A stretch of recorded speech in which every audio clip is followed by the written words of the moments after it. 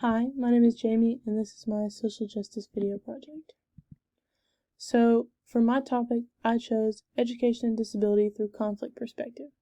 Conflict theory focuses on the competition between groups within society over limited resources used to maintain inequality and the dominance of the ruling class, and views societal and economic institutions as tools of the struggle between groups or classes. Conflict theory sees society as divided along lines of economic class between the working class and the middle class, and conflict theorists see the education system as a means by which those in power stay in power. Public schools, according to conflict theorists, do not reduce social inequality. Rather, they argue that education promotes and maintains social inequities caused by variations in class, gender, race, and ethnicity. To conflict theorists, educational systems promote social inequality through the use of tracking and standardized testing and the preservation of status quos. Schools differ widely in their funding and learning conditions, and this type of inequality leads to learning disparities that reinforce social inequality. This social inequality pushes those of lower status into obedience. Conflict theorists use standardized testing as a means to maintain an established configuration of power. Even in recent years, these tests continue to be culturally biased. They include mostly questions that only white, middle-class students could answer, since they are lucky enough to have life experiences and backgrounds that help to answer these questions. Many minority students do not have access to the advantages that other students do, including better trained teachers and more educational resources. They also grow up in homes where the linguistic and cultural practices are more associated with the type of reasoning measured on the test.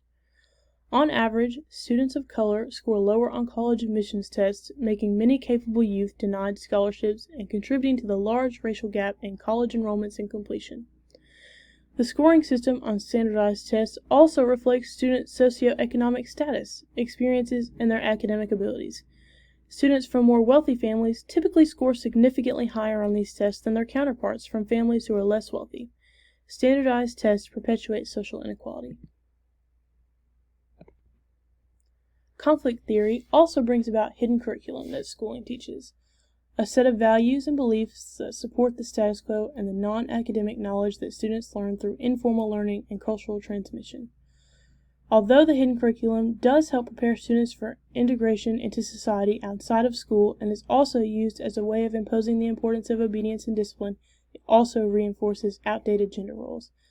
Like history and literature books mainly revolving around men, having boys help with more manly tasks like moving desks and chairs while girls are asked to clean desks, sorting boys and girls into separate lines, and insinuating that male and female are separate and unequal social groups, and unfair and demeaning dress codes. This matches with the conflict theory belief that men are considered the dominant gender and subordinate women in order to maintain power and privilege in society. This hidden curriculum aims to support the position of those with more cultural capital and to give unequal status. Lastly, conflict theorists navigate towards tracking, which is the sorting system that places students on tracks that perpetuate inequality. The students thought by their teachers to be bright are placed in the faster tracks, while the slower students are placed in the slower tracks. Tracking also continues to prolong social inequality by locking students into their respective faster or lower tracks. Several studies have even shown that students' social class, race, and ethnicity can affect the track they are placed on, when it is only supposed to relate to their intellectual abilities. Tracking leads to students taking on these teachers and societal expectations and living up or down to their track. Conflict theorists believe education does not provide opportunities, but instead maintains an established configuration of power. When it comes to disabilities, conflict theory teaches us that there is an oppressor and the oppressed. The oppressed are disabled people and the oppressors are able people. To conflict theorists, able people often hold the power in society, and disabled people usually require some sort of assistance to get on with their daily lives.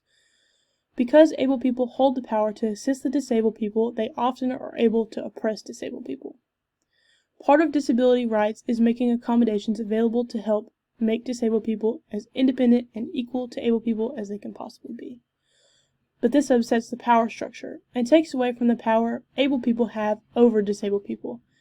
Able people are normalized to disabled people being below them and not their equals, even if they are unaware of it. By seeing disabled people as less than human, it is easier for able people to see their oppression as a kind of benevolence. and then this is my works cited. All right. Thank you.